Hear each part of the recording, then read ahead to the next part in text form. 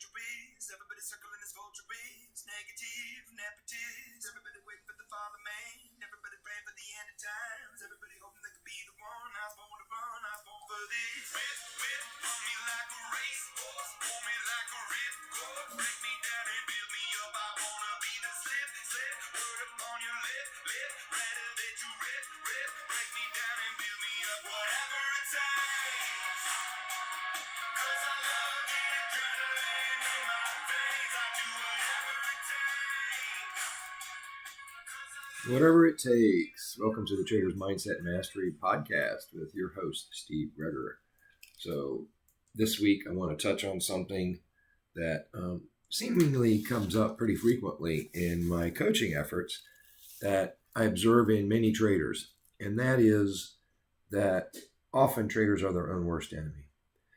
And this comes down to a real understanding of what RAS is, our sensory information gateways, those things that screen in and filter out what we actually can process as information. Be that what we're listening to right now while I'm doing this podcast, what you see when you watch a video or a TV or a movie, what you take in and absorb as you look at a trading chart. And that RAS and sensory information gateway is 100% affected by everything in your past, your experiences, your beliefs, your environment, a lot of that programming that occurred between ages 0 and 7 that then just got reinforced as that RAS mechanism was already at play, reinforcing those things. And so by the time we get to being adults, the neuroscience studies reveals that 98% of our adult life is run by that programming that was initially placed in ages 0 to 7 and then reinforced our entire life.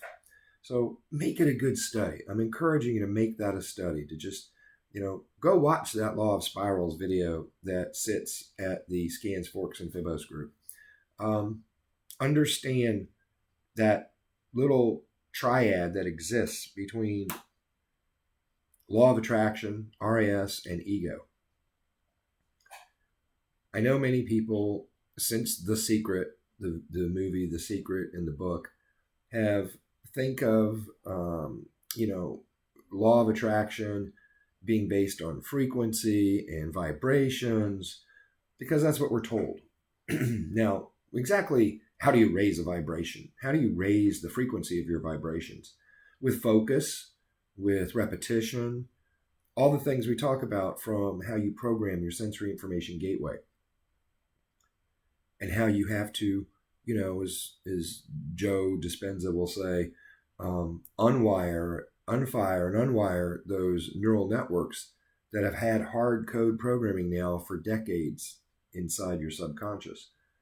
And so you have to refire and rewire new programs, and that only comes through repetition. We've talked about Chad Helmstetter, what to say when you talk to yourself, and just the significance of self-talk as part of that programming. And so you don't want to say things like, oh man, I always get stopped out on the pound yen. You don't want to say things like, oh man, every time I get into this move, it does exactly the opposite of what I thought it would do. All of those little self-talk things will come back and haunt you because they are programming your RAS.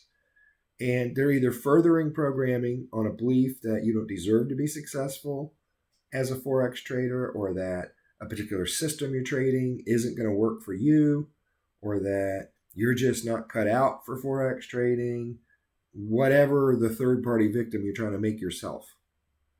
You're just reinforcing all that with self-talk that says the wrong thing.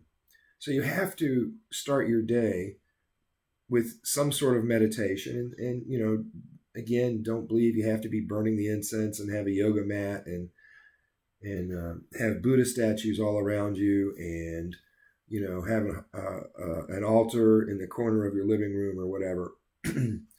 We can meditate sitting silently with our eyes closed in front of our computer in a comfortable position.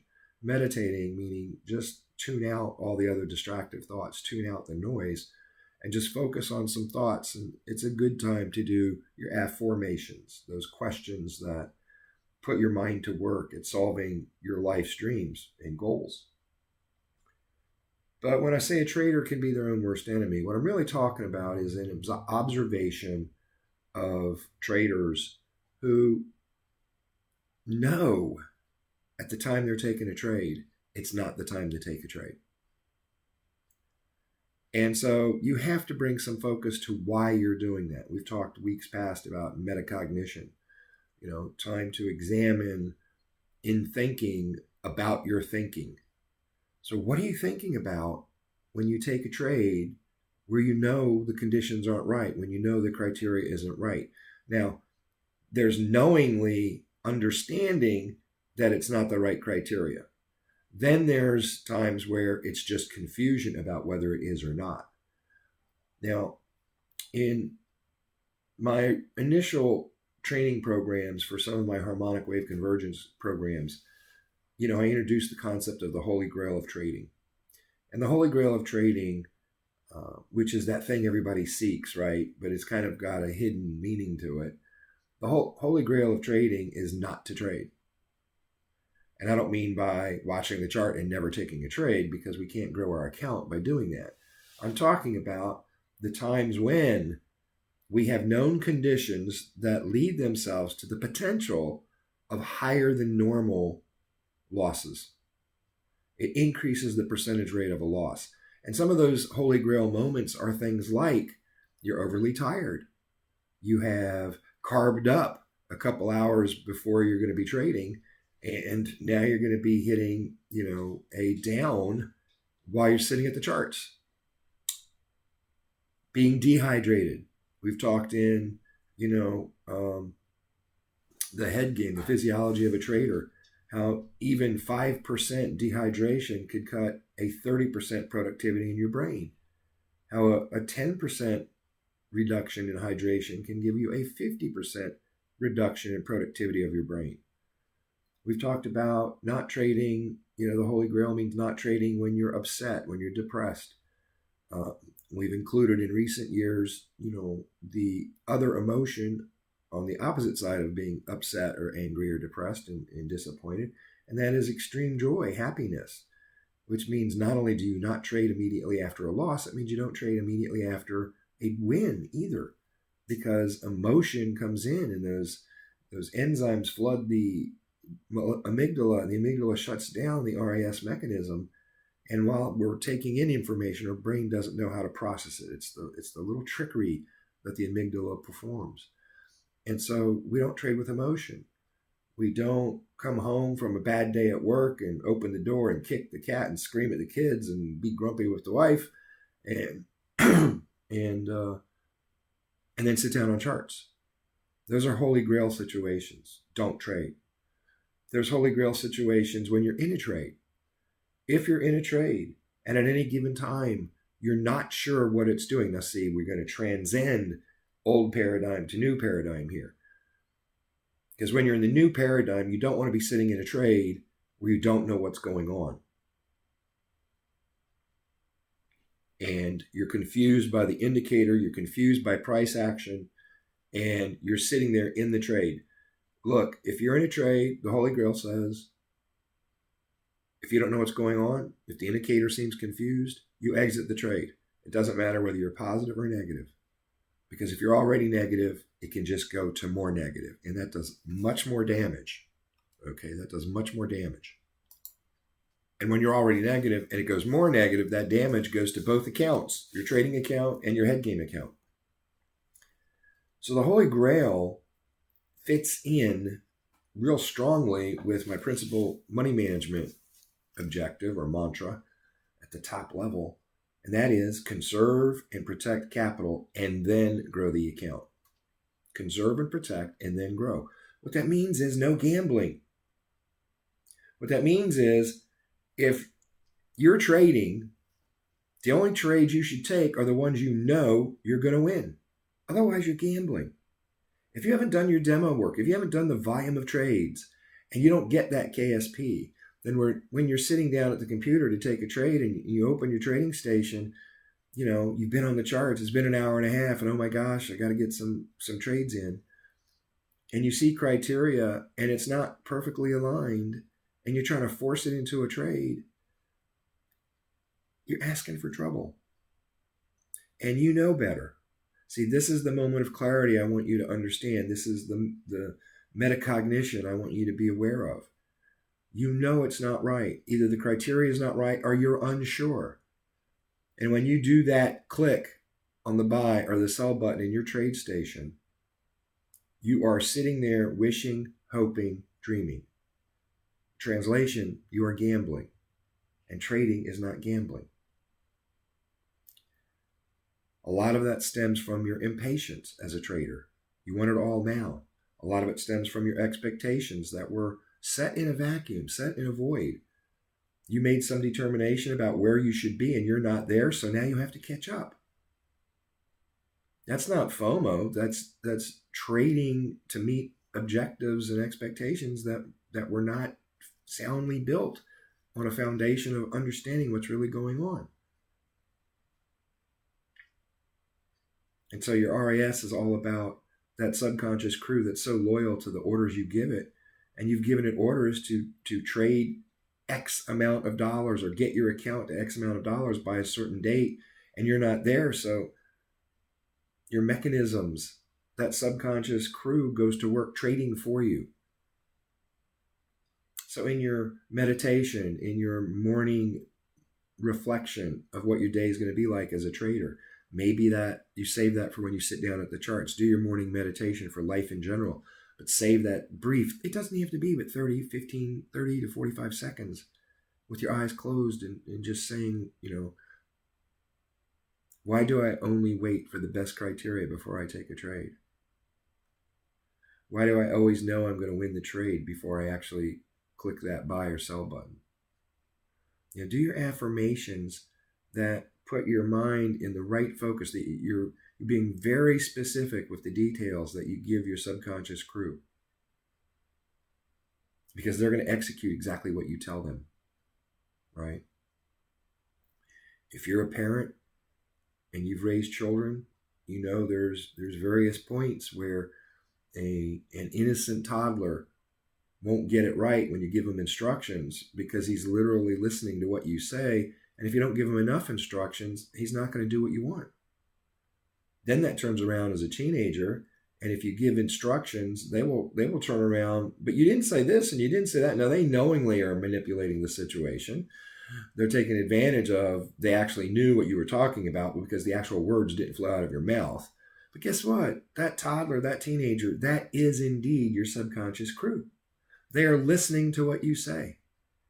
And if it can be manipulated because you don't say enough or you don't use the right wording, if it's playing the toddler end of that game and you don't give it enough instructions, it's going to go off and do exactly what it heard.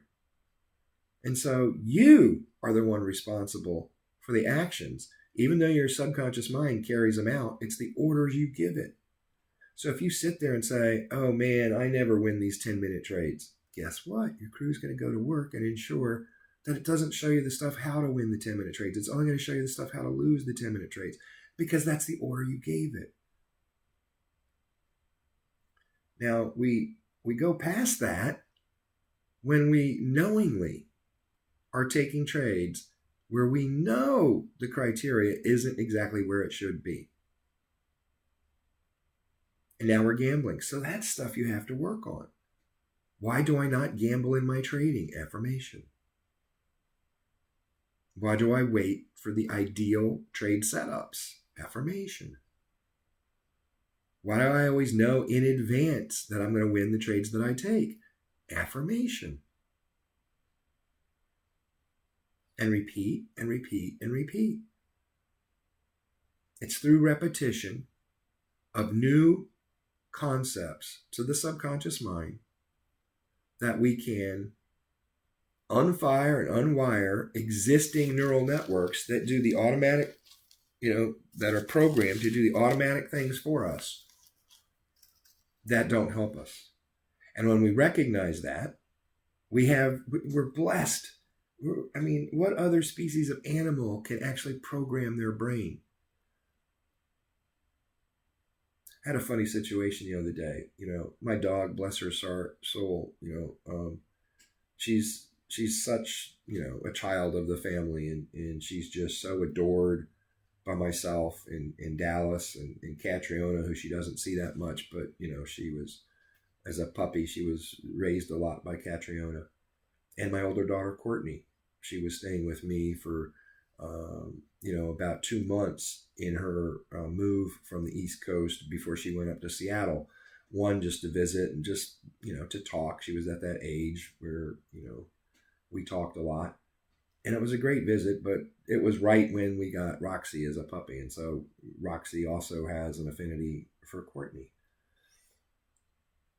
And she's just, if you've had a dog, everybody says my dog is the sweetest, the most unconditional loving dog. That's Roxy, okay, to the nth degree. And she's just so sweet. I cry because she's so sweet. I cry because she just has that love that never ends. And, you can't help but love her back. So she's a little mystified and confused by my daughter's baby, who is now 13 months. And, when he was in his little carry-all, whatever you want to call those things, she's got one of those combo car seat, pops out of the bucket in the car, and you can carry him around in it. And it fits in the stroller, and, blah, blah, blah. When she would bring Parker into the house, Roxy would go over and excitedly sniff him. And then she would come running to one of, me or Dallas and just sit between our legs, lean back into us and look at our face. She wanted the attention because she sensed this new small person was the talk of the town. Now, she wasn't upset in a anger way, She's not going to go around biting people. That's not Roxy. Her disappointment or her frustration with it will just cause her to shut down, and she'll be very insecure, and she'll come over and look for attention. So, he's been walking around, and his walk has progressed to close to a run at this point. And, he's past the Frankenstein movement that babies have when they first take their first couple of weeks of first steps. And he's moving pretty fast right now, to the point that if he decides to make up his mind to take off somewhere, you have to run to catch him. So the other night, he was over, and it was actually Clay was doing, the presentation of the harmonic scanner that we use. And, whenever he comes to the door, when Courtney comes to the door with Parker, Roxy gets all excited when Parker comes in the house. But now that he's walking, her discombobulation, I can't think of a word other than that, over exactly what it is and what's so special about him that he gets all this attention, manifested in something interesting. Now, she's going to be 9 years old in a few weeks. She is a spayed female. And the other day, he got up and he started walking, and she went over and she sniffed him. And standing next to him, she started humping. And we all just our jaws hit the floor and looked at her. She's never, ever in her life done anything like that as a female, where she was humping. And so we laughed at it, and then she came running back between my legs, and I patted her, and she was looking up at me, and I patted her, and she was looking up at me. And then, I stopped petting her, and she just sat there, and Parker was walking around some more, and she went up to him and sniffed him, and just standing right there beside him, not on him, she didn't mount him or anything, but she was just standing there right next to him, and she started going through the humping motion. And again, we were all just taken aback because this is a behavior we've never seen.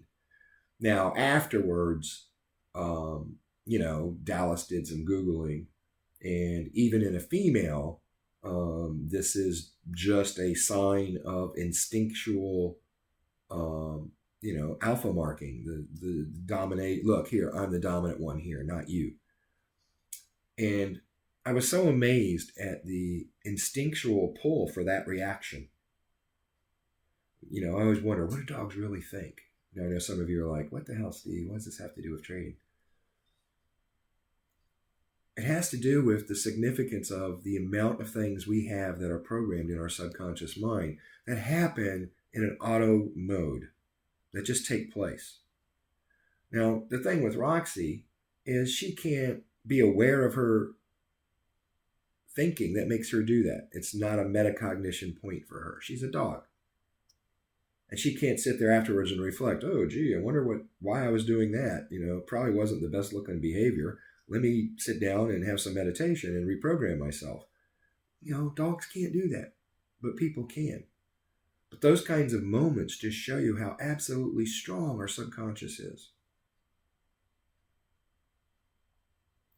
And as I said earlier, we're blessed to be humans where we have the power and ability to program ourselves. Don't ever allow yourself from this point on to be a victim. As our good friend Lee Motier says, there are no victims, only volunteers. Don't volunteer to be a victim in your life. My content partner Rachel always says, you got to dig deep. You got to disrupt those fears and doubts and limiting beliefs. And you have a choice every single day. You have a choice every single day of deciding whether you're going to be a victim or whether you're going to reach inside and be the hero of your own life story. Because both of those people exist in you. And you can choose to be a victim, and you can choose to put your goals and your dreams at a distance. Or you can be the superhero and make life happen. You have to put on your Superman, Superwoman, Wonder Woman, whatever cape as a trader. And that means you don't accept victimhood. And that means you do have time spent in that metacognition state where you're reflecting about how you see things, where you're reflecting about how you think. And you have to be self-aware when you're on the charts. Now, to help yourself be self-aware, you have to do that programming effort. I've seen so many examples, and I'm just, my RAS as a coach is more attuned to it right now because I've been focusing on it. So I see more examples of it. It's probably no more real in numbers than it ever has as a percentage in my entire coaching career. I'm just seeing more of it because I'm paying more attention to it. I'm focusing on it. But I see so much of traders being their own worst enemies by doing things bad in a trade, either knowingly or because they don't know what's going on and they're still trading. If you're in demo mode, it's okay, experiment, but this is why you have to journal. You have to capture the moment that I didn't know what was going on, but I did this, and oh, gee, it's a 50-50 proposition at best. Why would I bank money on a coin toss? That's not a good proposition. I want something's going to happen 80-90% of the time. Then I'll put my money on it. Doesn't mean you're going to win 100% of the time. It just means that's your attitude going into it. I'm not going to bother taking anything that's 50-50. I'm going to bother taking anything that's 60-40. I'm going to take stuff that's 90-10. That's 85-15. And what that means is when you lose, it's a seldom event. Yes, you're going to lose. But you now can process it because you've seen the other times when you take that same kind of high criteria that you actually win.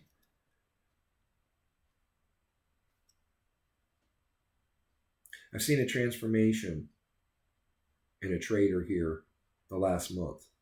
Now, this trader has been at it for a while, in and out of trading due to life circumstances.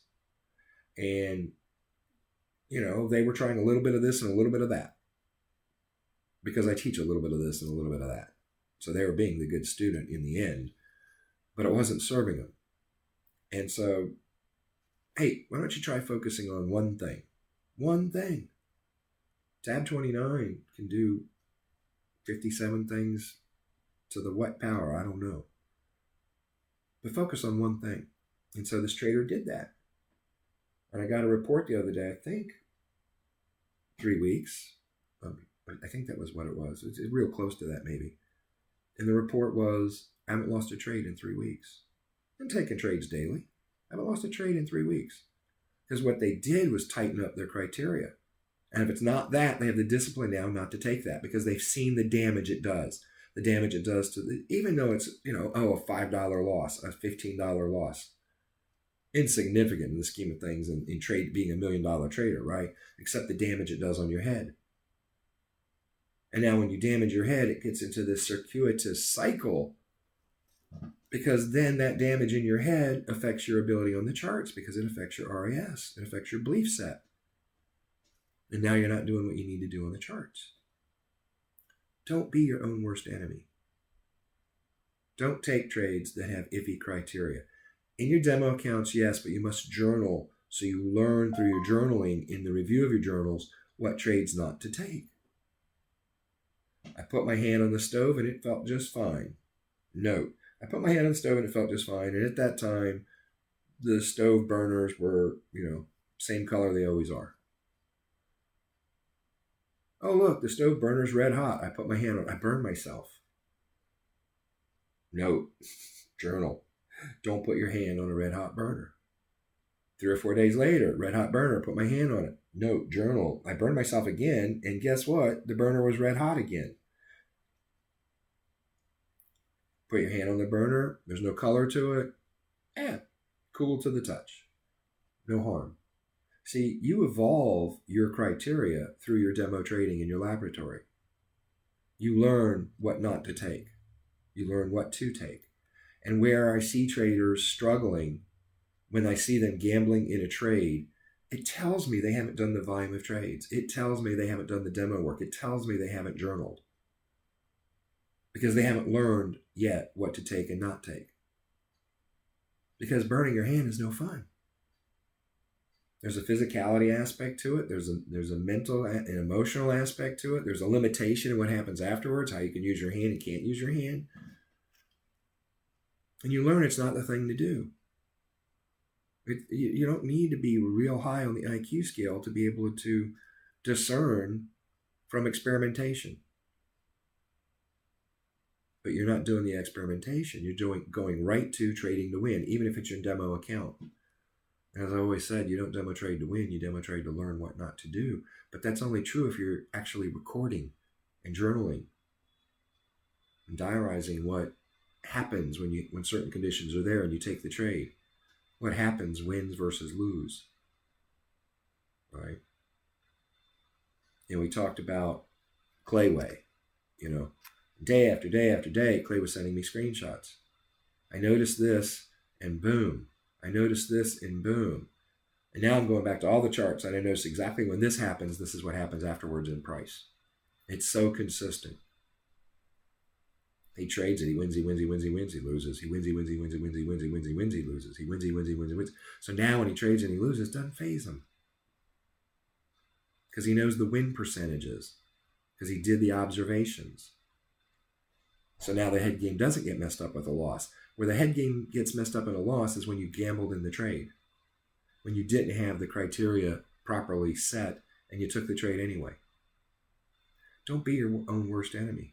Don't delay your progress as a trader. Don't deny yourself your life's dreams with the Forex as a financial vehicle. You are the one responsible for that. Nobody else. You. You can either be the superhero of your life story or you can be the victim. And you get to choose that every day. Have some gratitude for that. Why? Put it in a graph formation. Why am I so happy and grateful that I have the ability to program my brain every day so it delivers my life streams? Or make it better. The Forex is a powerful tool. It continues to change people's lives. They aren't lucky. They weren't born with a silver spoon. They just mastered the simple thing of only taking trades they were going to win. They mastered discipline in exercising that ability. If you feel yourself slipping there, go back and do another 24-hour fast. Gain the understanding that you actually do have the discipline. You don't have to be a monk for 18 years to have the discipline to do what you know you need to do. So if you see yourself slipping, you be your own best friend instead of your own worst enemy. If you see yourself slipping, just understand it's on me. What am I doing wrong here? What patterns of mind am I repeating that causes this consistent inconsistency? The answer is within. It's not without.